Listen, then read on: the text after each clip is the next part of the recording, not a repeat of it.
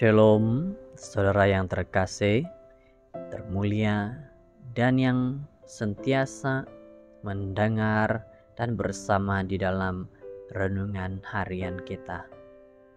Mari kita sama-sama berdoa. Tuhan, kami berdoa pada waktu ini, bersyukur. Kami serahkan hidup kami kepada Engkau. Jagai kami agar kami memahami firman Tuhan ini dengan baik hari ini. Dalam nama Yesus, amin. Judul firman Tuhan, Bait Allah. Hagai 1 ayat 9. Kami mengharapkan banyak, tetapi hasilnya sedikit. Dan ketika kami membawanya ke rumah, aku menghembuskannya. Oleh karena apa? Demikianlah firman Tuhan semesta alam. Oleh karena rumahku yang tetap menjadi reruntuhan, sedang kami masing-masing sibuk dengan urusan rumahnya sendiri. Jika tiba-tiba kita dihadapkan pada suatu kata bait suci, tentu kita akan berpikir bahwa itu adalah sebuah rumah ibadah. Bait suci atau sering juga disebut bait Allah mengacu pada sebuah bangunan untuk beribadah kepada Allah. Hingga masa di mana orang-orang Israel kembali dari pembuangan, bertahun-tahun setelah mereka tidak mengendahkan perintah untuk memperhatikan bait suci tetap menjadi reruntuhan akibat pencerobohan bangsa asing ke Israel. Bangsa Israel terlalu sibuk dengan segala urusannya sendiri. Tidak ada semangat untuk membangun kembali bait Allah yang telah rosak. Keadaan inilah yang membuat bangsa itu menjadi miskin, hasil pertanian mereka gagal, dan mengalami penderitaan yang besar. Hagai 1 ayat 6. Dalam keadaan demikian, Allah berfirman melalui Nabi Hagai untuk mengingatkan mereka akan kesalahan mereka, yaitu bahwa selama ini selalu mendahulukan kepentingan pribadi dibanding mengutamakan Allah. Hagai 1 ayat 9.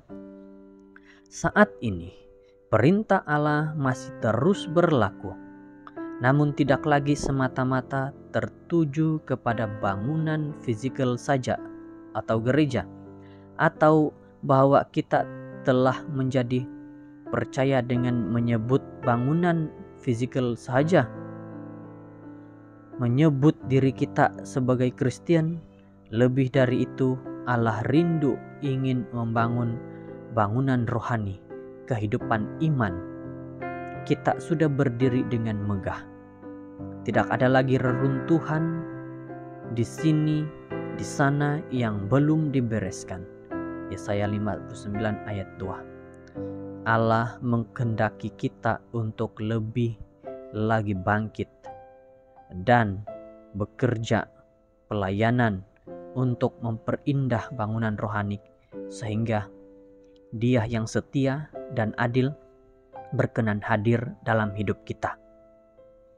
Perlu untuk kita ingat bahwa setiap sikap mencari kesenangan dengan mengabaikan kemuliaan dan kehendak Allah, mundur dari pelayanan, bahkan hanya fokus pada kehendak pribadinya sendiri, adalah salah satu ciri orang kehilangan tujuan iman. Mereka tidak lagi peka, bahkan menjadi pekak untuk mendengar suara Tuhan, bahkan menjadi buta terhadap teguran Tuhan. Sebab itu, mari dengan segenap hati mengutamakan kehendak Allah, maka semuanya akan ditambahkan dalam hidup kita.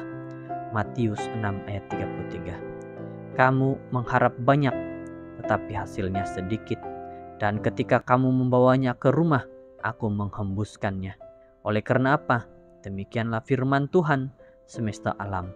Oleh karena rumahku yang tetap menjadi reruntuhan, sedang kamu masing-masing sibuk dengan urusan rumahnya sendiri.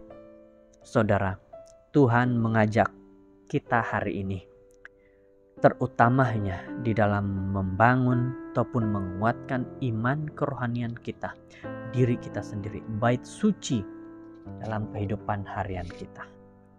Saat ini, saudara-saudara mendengar pelajaran ini, mari kita kuatkan iman kerohanian kita dengan membaca firman Tuhan, membaca renungan, berdoa, dan juga melakukan segala kebaikan dan berserah sepenuhnya kepada Tuhan. Semoga firman Tuhan ini jadi kekuatan dan nasihat bagi kita. Mari berdoa. Tuhan, kami berdoa bersyukur atas pimpinan-Mu dan nasihat Tuhan hari ini, agar kami terus menguatkan iman kami dan percaya kami kepada-Mu. Terima kasih dalam nama Yesus. Amin.